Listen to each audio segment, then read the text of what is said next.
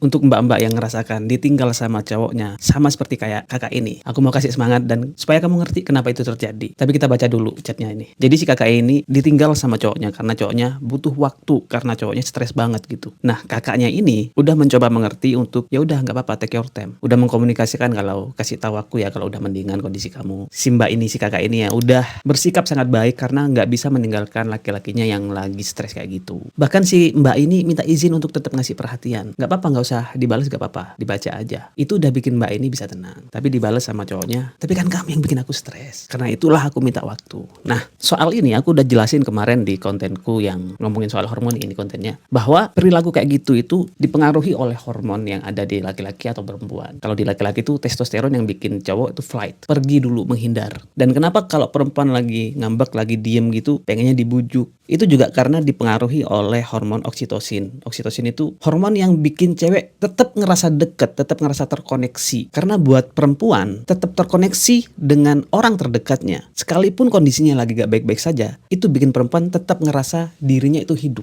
Tapi seperti yang aku jelaskan di konten yang kemarin ya, kita nggak bisa memungkiri kondisi emosional kita karena aktivitas hormon yang ada di dalam diri kita. Kita nggak bisa memungkiri itu karena itu di luar kontrol kita. Yang bisa kita kontrol itu apa respons kita. Ketika udah tahu kita kayak gini itu karena hormon. Kalau misalnya laki-laki, apakah tetap ninggalin perempuannya? Karena itu bentuk mekanisme dari pertahanan untuk tetap bertahan. Karena gini, ketika kita udah ngerti apa yang terjadi di dalam tubuh kita, apa yang terjadi di dalam diri kita, itu dipengaruhi oleh hormon. Kita bisa lebih berempati bahwa ketika pasangan kita, misalnya kalau laki-laki dia lagi pengen pergi dulu, oh itu karena hormon testosteronnya. Buat perempuan itu emang gak nyaman. Buat perempuan itu emang, apa aku gak berguna ya? Apa aku gak jadi hidup lagi ya? Emang gak nyaman kayak gitu. Tapi ketika kita udah ngerti, udah paham bahwa itu dipengaruhi oleh aktivitas hormon, kita jadi lebih paham, oh ya udahlah kalau memang begitu. Kalau memang itu cara dia untuk bertahan. Jadi untuk nyemangatin si kakak atau kamu kalau kena kayak gitu, ya udah pahamin aja kalau itu memang aktivitas hormon yang tidak bisa dikontrol. Yang perlu jadi catatan adalah apakah kita tetap tunduk sama sesuatu yang tidak bisa kita kontrol,